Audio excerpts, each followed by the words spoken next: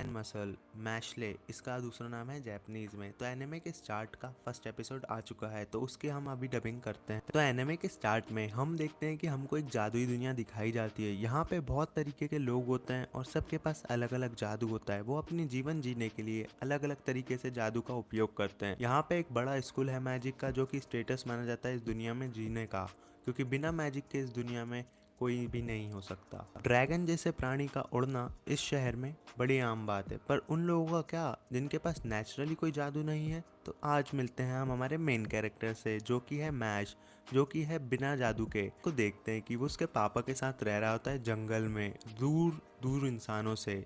और यहाँ पे उसके पापा का नाम रहता है रेगरो। वो यहाँ पे बैठ के चाय पी रहा होता है और बताता है कि मेरा बेटा कैसा है, उसके पास कोई जादू नहीं है, पर कोई बात नहीं, मैं उसको स्ट्रांग बना दूंगा। यहाँ पे उसका बेटा अंदर आता है, तो आते में वो इतना भुलक्कड़ होता है कि दरवाज़ा खोलने की जगह तोड़ देता है। वो बोलता है पापा मैं घर आ गया। यहाँ पे उसका नाम बताया जाता है मैश। और उसका पापा उससे पूछता है बेटा तुमने दरवाज़ा क्यों तोड़ा, और ये दरवाज़ा खुलता है टूटता नहीं है। तो वो लड़का बहुत सीधा होता है और बोलता है पापा सॉरी, मैं अभी इसको ठीक कर दूंगा। तो उसका पापा बोलता है कोई बात नहीं, मेरा बेटा कितना सीधा है।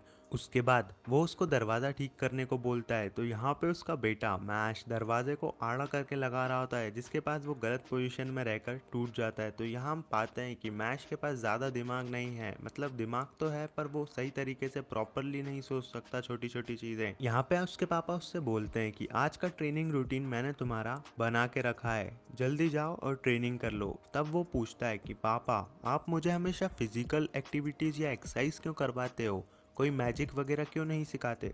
तो उसका पापा मन में सोचता है कि यहाँ मैं इसको मैजिक कैसे सिखाऊं, इसके पास तो कोई मैजिक ही नहीं है, पर मैं इसको फिजिकल एक्टिविटी से इसकी सेल्फ डिफेंस सिखाना चाहता हूँ। तो यहाँ पे उसका पापा चिल्लाते हुए ये भी बोलता है कि अब जाओ तो दरवाज़ा खोल के जाना, और मैं बाहर जा रहा हूँ, और मेरे आने से पहले या मेरे आने के बाद या चुपके से कभी भी शहर में मत जाना, क्योंकि शहर अच्छी जगह नहीं है। मैश बोलता है ठीक है पापा, आप अपना ध्यान रखना। और वो यहाँ पे पैम्पलेट निकालता है क्रीम पफ का, जो उसे बहुत पसंद होते हैं। उसके बाद हम देखते हैं कि वो भागते हुए शहर की साइड जाता है, क्योंकि उसे भूख लगी होती है। उसके बाद वो वहाँ पाता है कि छोटी छोटी चीज़ें भी लोग जादू की मदद से कर रहे हैं, और वो सोचता है मन में कि ये चीज़ें तो हाथों से की जा सकती है। जिसके बाद उसके हाथ में कुछ पैसे होते हैं और वो उनको कस के दबाता है, तो वो पैसे कॉइन्स रहते हैं और वो मुड़ जाते हैं। इसको देख के शॉपकीपर शॉक हो जाता है कि ये चीज़ें तो बहुत स्ट्रांग रहती हैं, ये कैसे मुड़ गई। उसके बाद वो उससे माफ़ी मांगता है, बोलता है दो, मैं इसको ठीक करके देता हूँ। मैश उनको वापस लेता है और हर सिक्के को सीधा कर देता है। ये देख के तो वो दुकान वाला और शॉक हो जाता है और बोलता है इतनी ताकत, ऐसा कैसे कर दिया। उसके बाद हवा चलती है और उसके ऊपर का हुडी उड़ जाता है, जिसके बाद सब लोग देख के बोलते हैं अरे इसके चेहरे पे तो निशान ही नहीं है मैजिक वाला। यहाँ पे हमें पता लगता है कि जो भी यहाँ पे मैजिशियन होते हैं उनके चेहरे पे एक प्रॉपर लाइन होती है, जिससे ये साबित होता है कि वो जादूगर हैं।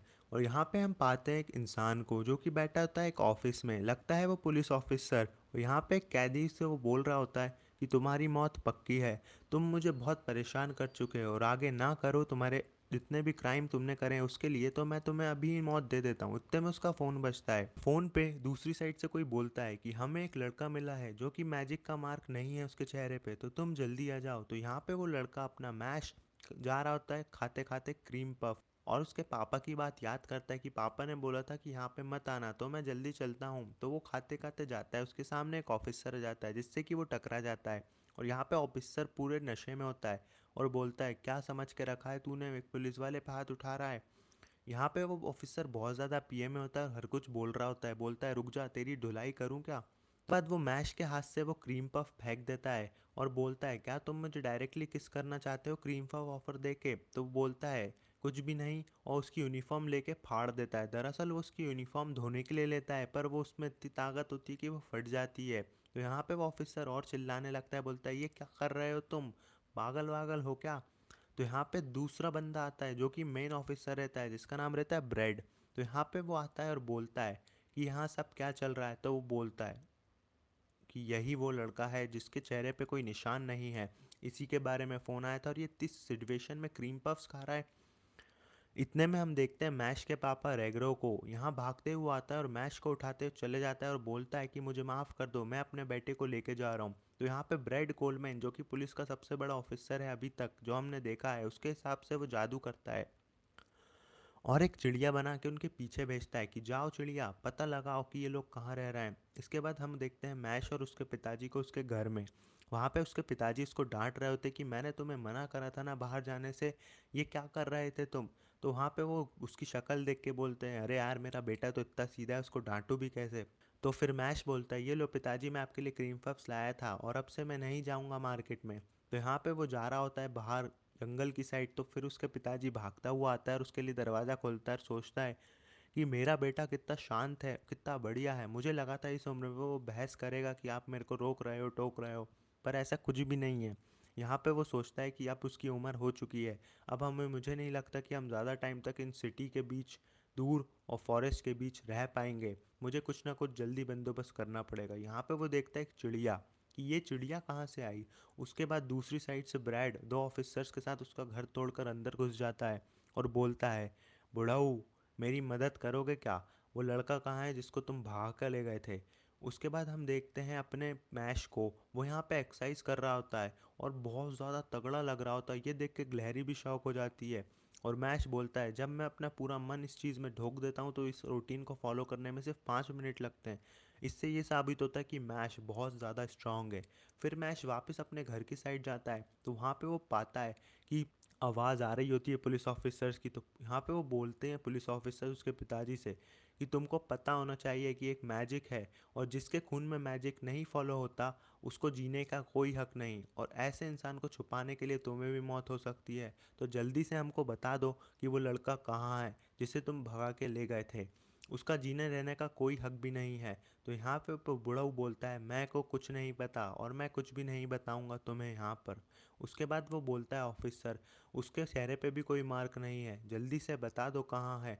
तो वो यहाँ पे उसको मैजिक से मारने लगता है और बुढ़ऊ यहाँ पे थक जाता है बहुत ज़्यादा। तो यहाँ पे ब्रैड बोलता है, अगर तुमने बता दिया कि वो लड़का कहाँ है तो मेरे शायद टॉप का ऑफिसर्स तुम्हारी ज़िंदगी तो बख्श ही दें। यहाँ पे हम देखते हैं रेगरो अपनी स्टोरी देख रहा होता है कि कैसे मैं भी अपने ब्लड लाइन में एक फेलियर था। यहाँ पे मेरे पिताजी, मेरी माता, कोई ने भी मेरा साथ नहीं दिया। मैंने अपने पूरे परिवार को निराश करा। सब लोग मुझे परेशान करते, मुझे जॉब से निकाल दिया जाता क्योंकि मेरा मैजिक स्ट्रांग नहीं था। और उस दिन मैं एक सुसाइड करने वाला था, पर सुसाइड करते करते मुझे सुनाई आती है एक बच्चे की आवाज़ जो कि रहता है अपना मैश, और मैं देखता हूँ कि उसके चेहरे पे कोई भी निशान नहीं रहता। तब मैं समझ जाता हूँ कि मैश और मैं एक जैसे हैं, क्योंकि मैं मैजिक होते हुए भी यूज़ नहीं कर पाता और मैश के पास तो मैजिक ही नहीं है। अब से मैं हूँ तुम्हारा सब कुछ मैश। और ये देखते हुए वो बोलता है कि मैं तुम्हें कभी नहीं बताऊंगा कि मैश कहाँ है। यहाँ पे वो ज़ोर ज़ोर से चिल्लाने लगता है, मैश जहाँ कहीं भी हो भाग जाओ, जल्दी भागो। यहाँ पे ऑफिसर उस पर अटैक करता है मैजिक से, उसको मारता है, पर भी उनका पिता चिल्लाता रहता है कि मैश जल्दी भागो यहाँ से, इनसे बहुत दूर चल जाओ। उसके बाद ऑफिसर जाता है दरवाजे की साइड और मैश आता है दरवाजे के पीछे से, एक पंच में ऑफिसर को एक साइड से घर की दूसरी साइड फेंक देता है। ये देख के सब शॉक हो जाते हैं। और यहाँ पे वो पियक्कड़ ऑफिसर वापस आ जाता है मैश की साइड और बोलता है, दूसरी बार तेरे को कुछ नहीं करने दूंगा। पर मैश दूसरी बार भी उसकी ड्रेस फाड़ देता है और उसको थपाड़े से मारने लगता है। और फिर आखिरी में एक ज़ोर से थपाड़ा मारता है जिसके बाद वो ऑफिसर बेहोश हो जाता है, उसके गाल पूरे सूज जाते हैं। तो यहाँ पे ब्रैड हंसने लगता है, ओ हो बहुत ताकतवर हो क्या। तो यहाँ पे वो पियक्कड़ ऑफिसर बोलता है, ये बंदा कितना ही ताकतवर क्यों ना हो पर इसका सामना ब्रैड से हो रहा है। ब्रैड बहुत ज़्यादा शक्तिशाली जादूगर है और वो बहुत सारे जादूगरों को एक साथ ले सकता है। कोई भी आम जादूगर उसका मुकाबला तो कर ही नहीं सकता, तो ये बंदा कैसे करेगा जिसके पास जादू ही नहीं है। ब्रैड बहुत पावरफुल मैजिक यूज़ करता है। ये मैजिक उसने एक ड्रैगन को भगाने के लिए यूज़ करा था। ये देख के पियक्कड़ बोलता है, इसका सामना तो भाई ये कतई नहीं कर पाएगा। पर जैसे ही वो अटैक करता है, एक सेकंड में वो अटैक से बहुत बड़ा धमाका होता है, बहुत ज़्यादा बड़ा। और किसी को कुछ समझ नहीं आ रहा होता, एकदम से धूल हटती है, तब दिखाई देता है ब्रैड एक साइड और मैश दूसरी साइड। मैश तो अनफेस खड़ा होता है, कुछ भी नहीं हुआ होता है उसको।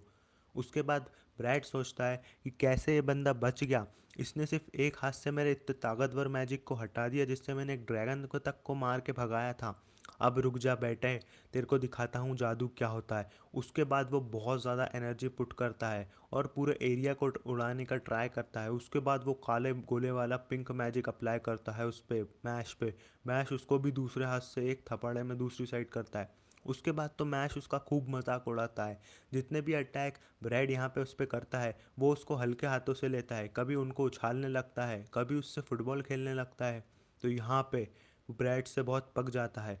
तो यहाँ पे मैश उठा लेता है उसके पिता की जादू की झड़ी, और यहाँ पे वो सोचने लगता है ब्रैड कि ये शील्ड मैं बना लेता हूँ, क्या पता इसको भी जादू आता हो। तो यहाँ पे मैश खींच के मारता है वो वांडा स्टिक जो जादू की छड़ी, और उसकी जादुई शील्ड तोड़ देता है। ये देख के तो भाई ब्रैड शॉक हो जाता है और उसके साइड के गाल से खून भी निकलने लगता है। वो बोलता है ऐसे कौन यूज़ करता है भाई ये स्टिक, इसके पास जादू नहीं है। तो मैश यहाँ बोलता है अगली बार तूने किसी को भी तंग करने की कोशिश करी मेरे परिवार में तो तेरी मौत हो जाएगी। तो यहाँ पे ब्रैड बोलता है देख, मैं तेरे साथ एक डील कर लूँगा। यहाँ पे ब्रैड बोलता है तू एक मैजिक स्कूल में एनरोल कर, और जब तेरे को वहाँ पे सिलेक्ट हो जाएगा तो समझ जाना तेरे को भगवान ने एक्सेप्ट कर लिया है, और जिसने भगवान को एक्सेप्ट करा है वो है सोसाइटी। तो समझ जाना तू मैजिक नहीं है तेरे पास, फिर भी तेरे को सोसाइटी भी एक्सेप्ट कर लेगी। और अगर तू ऐसा करता है तो मुझे तेरा वो फॉर्च्यून और फेमसनेस जो तेरे को मिलेगी वो सब चाहिए, क्योंकि मैं तेरे को फुल सपोर्ट करूँगा। पर अगर तू ऐसा नहीं करता है तो ज़िंदगी भर हम तुम्हारा पीछा करते रहेंगे। मुझे पता है तुम बहुत ज़्यादा स्ट्रांग हो, पर तुम्हारे पिताजी इतना स्ट्रांग नहीं है। तो पिताजी बोलते हैं